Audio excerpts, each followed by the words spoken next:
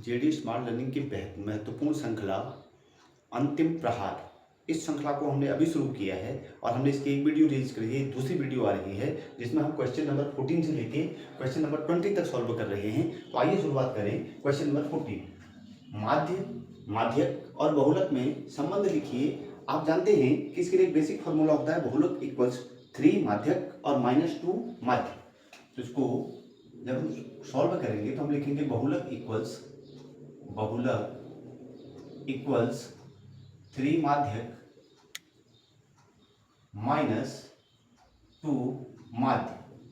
यह फॉर्मूला याद रखिएगा दोस्तों, इससे सवाल अक्सर बनते हैं। नेक्स्ट सवाल हमारे पास आ रहा है 9 sec स्क्वायर ए माइनस 9 tan स्क्वायर ए का मान होगा। तो हम इसको सॉल्व करते हैं। दिया गया है 9 sec स्क्वायर ए माइनस 9 tan स्क्वायर ए। यहां पर हम एक आइडेंटिटी यूज करने जा रहे हैं। आप इस आइडेंटिटी पे बड़ा गौर रखिएगा। sec स्क्वायर ए इक्वल से लिखा जाता है 1 + tan स्क्वायर ए। यहां लिख देता हूं मैं, sec स्क्वायर ए इक्वल से लिखा जाता है 1 + tan स्क्वायर ए। इसी आइडेंटिटी को हम यहां यूज करेंगे। तो जहां पर हमारे पास पहले इसको कॉमन कर लेते हैं, 9 को कॉमन कर लेते हैं और इसको लिख लेते हैं हम sec स्क्वायर ए माइनस tan स्क्वायर ए। अब हम इसको बदल देते हैं तो 9 इंटू sec की जगह हम लिखेंगे 1 + tan स्क्वायर ए और माइनस tan स्क्वायर ए। ये तो ऑलरेडी tan स्क्वायर है, यानी इस sec को हमने बदला है इस आइडेंटिटी के अकॉर्डिंग। sec स्क्वायर ए को लिखा हमने 1 + tan स्क्वायर ए। अब आप जान रहे हैं एक प्लस में एक माइनस में है तो ये तो कैंसिल आउट हो गए और 9 × 1 हो गया 9, अर्थात इसका आंसर आ जाएगा आपके 9 के बराबर। नेक्स्ट सवाल पे चलिएगा। बिंदुओं a, b तथा -a, -b के बीच की दूरी ज्ञात कीजिए। इसके लिए आप जानते हैं कि दूरी सूत्र होता है। तो दूरी सूत्र सबसे पहले हम लिख लेते हैं दूरी सूत्र, और दूरी सूत्र लिखा जाता है √x2 - x1 का whole square plus y2 - y1 का होल स्क्वायर। अब हम दोनों में से x1, x2, y1, y2 की वैल्यूज को अलग अलग नोट डाउन कर लें और उस पर वैल्यू रख दें। देखिए पहले वाले निर्देशांकों को देखें तो a, b का मतलब है x इक्वल है यहाँ a और y इक्वल से, तो इसको x1 लिख देते हैं और इसको y1 इक्वल से कर देते हैं b। सेकेंड पार्ट हमारे पास है -a और -b, तो ये x2 इक्वल से हो जाएगा -a और y2 इक्वल से हो जाएगा -b। ये वैल्यू अब हम इनको पुट कर देते हैं दूरी सूत्र पे।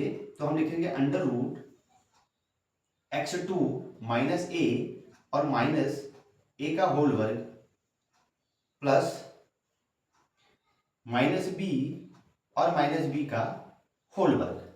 ये हमारे पास जो जानकारी दी गई थी उसको हमने कन्वर्ट कर लिया। दोनों माइनस माइनस प्लस हो जाएंगे तो +2a हो जाएगा, √+2a का होल वर्ग प्लस, और -b है तो यह भी -2b का होल वर्ग हो जाएगा। यहां भी माइनस और यहां भी -2b का होल वर्ग।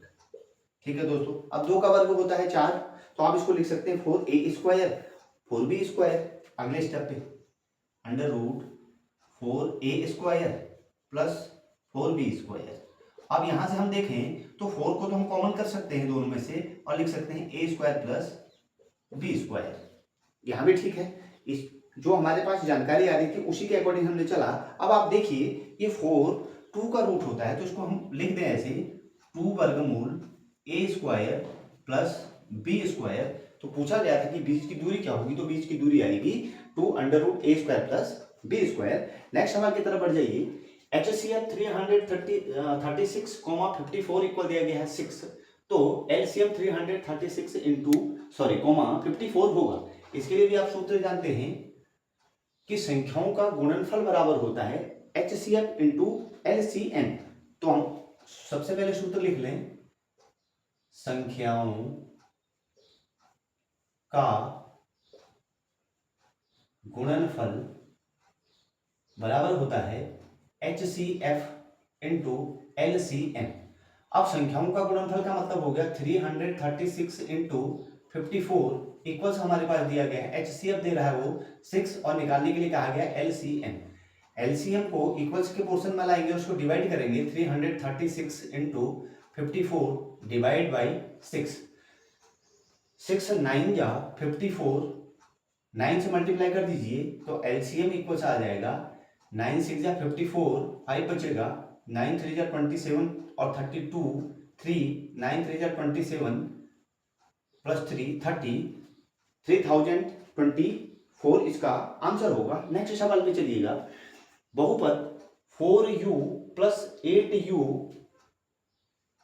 4u स्क्वायर प्लस 8u के शून्य के ज्ञात कीजिए और शून्यकों और गुणांकों के बीच सत्यता की जांच कीजिए। यह हमें सवाल दिया गया है, जो बहुपद दिया गया है वो दिया गया है आपके पास 4u स्क्वायर प्लस 8u।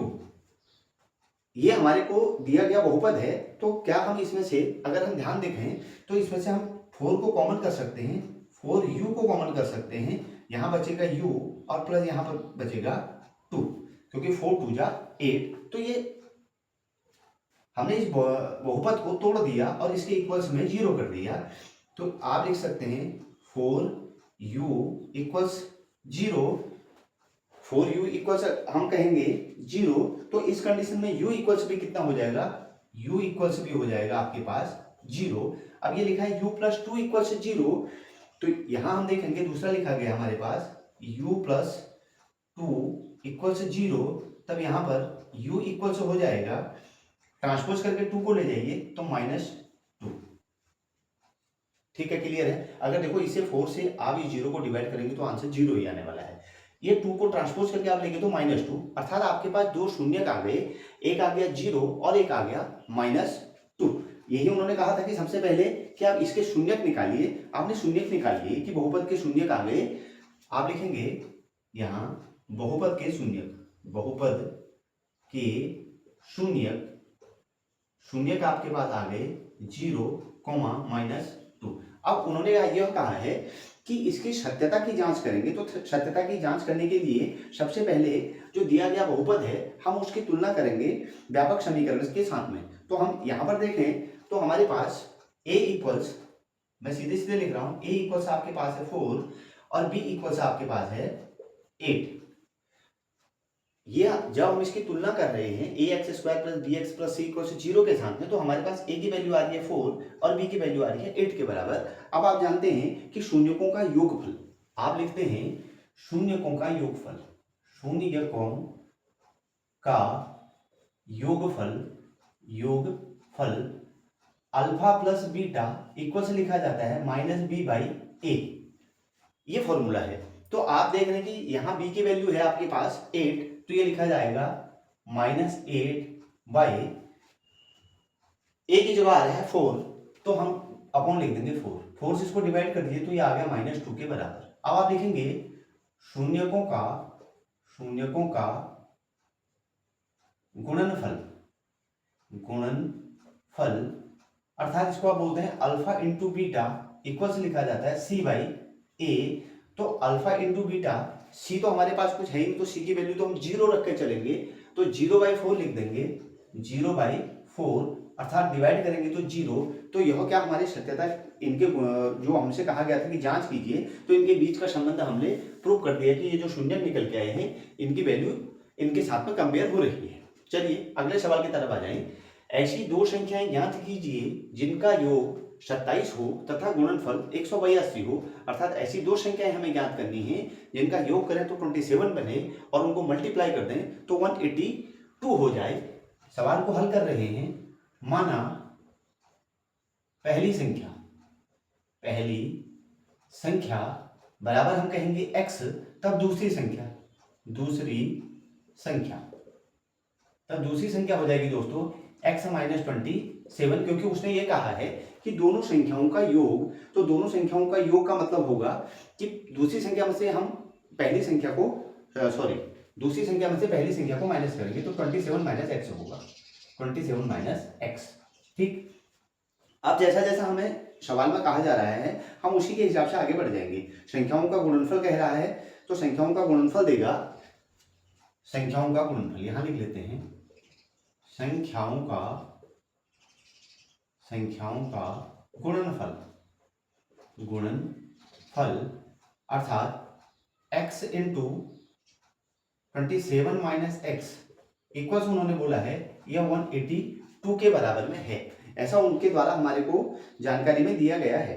तो इसको सॉल्व कर दीजिएगा। अगर इसको चलो कर दें तो ये बन जाएगा आपके पास 27x minus x square equals 182। अब इसको स्टैंडर्ड फॉर्म पे लेके आएंगे तो एक्स स्क्वायर को पहले लिखेंगे तो ये लिखा जाएगा एक्स स्क्वायर माइनस 27x, इसको हम लिख लेते हैं एक्स स्क्वायर माइनस 27x और इसको यहाँ ट्रांसपोज कर रहे हैं यानी टोटल को, तो प्लस 182 इक्वल्स 0। इस पोर्शन को हमने पकड़ा और आरएचएस में लेके चलेंगे तो हमने लिख लिया एक्स स्क्वायर माइनस 27x और ये तो प्लस में ही है, प्लस 182 इक्वल्स 0। अब ध्यान दीजिएगा, यहां से अगर हम मध्य पद विखंडन वाला फॉर्मूला यूज करें तो हमारे को 182 के फैक्टर निकालने होंगे, क्योंकि इसका तो गुणांक 1 है। तो 182 के फैक्टर कर लेते हैं। सबसे पहले 182 को प्राइम फैक्टराइज कर दीजिएगा। 2 9 जा 18, 2 1 जा 2, 7 13 जा और 13 1 जा 13 सत्ते होता है 91, तो सीधे 7 से डिवाइड कर दिया 13 टाइम। अब देखिए इन दोनों को इस तरीके से मिलाइए कि ये बीच वाला टर्म हमारे पास बन के आ जाए। तो 7 इंटू 2 अगर हम 14 कर दें तो ये हो गया 14 और प्लस हम 13 कर दें तो हमारे पास बन जाएगा 27। ठीक है, लेकिन हमें लेके माइनस का आना है तो हमारे को ध्यान रखना होगा कि हमें दो के दो माइनस के टर्म बनानी होंगी। तो चलिए बना देते हैं इसको, यानी 13 और 14 हमारे पास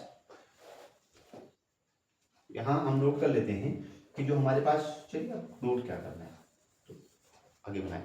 इसको लिखते हैं x square minus 14 plus 13 into x plus 182 equal से 0। ठीक है, तो इसको खोलिए ब्रैकेट को, x square minus 14x minus 13x plus 182 equal से 0। इन दोनों में से अब इनका पेयर बना दीजिए और इनका पेयर बना दीजिएगा। तो यहाँ से x कॉमन कर देते हैं तो यहाँ बचेगा x माइनस 14 और यहाँ से माइनस 13 कॉमन कर दीजिए तो यहाँ भी बचेगा x माइनस 14। ये आपके पास सिचुएशन बन के आ गई। 13 में 13 से अगर आप उसको डिवाइड करेंगे तो वो माइनस का 182 ही बनेगा। तो ये बन जाएगा आपके पास x माइनस 14 उभय निष्ठ है तो इसको एक जगह लिख लेते हैं और दूसरे में लिखते हैं x माइनस 13 और इसको इक्वल कराते हैं 0 के साथ में। तो हम लिखेंगे x माइनस 14 इक्वल से 0, तब x बराबर हो जाएगा माइनस का 14 ट्रांसपोज होकर आरएचएस जाएगा तो 14 आ जाएगा और दूसरे में हम लिखेंगे x माइनस 13 इक्वल से 0, तब x इक्वल हो जाएगा 13। अर्थात उसने ये कहा कि ऐसी दो संख्याएं बताइए, तो ऐसी दो संख्याएं आपके पास आ गई 14 एंड 13। ये दो संख्याएं हमारे पास बन के आ गई 14 और 13। इनको मिला दीजिए तो मिला के आएगा 27 और दोनों को गुणा कर दीजिए, मल्टीप्लाई कर दीजिए तो ये आएगा 182 के बराबर। चलिए नेक्स्ट सवाल पे आ जाते हैं। k का मान ज्ञात कीजिए जिसके लिए द्विघात समीकरण 2x square plus kx plus 3 equal से 0 के दो मूल बराबर प्राप्त हों। दो मूल बराबर प्राप्त तभी हो सकते हैं जब b स्क्वायर इक्वल 4ac बन जाए।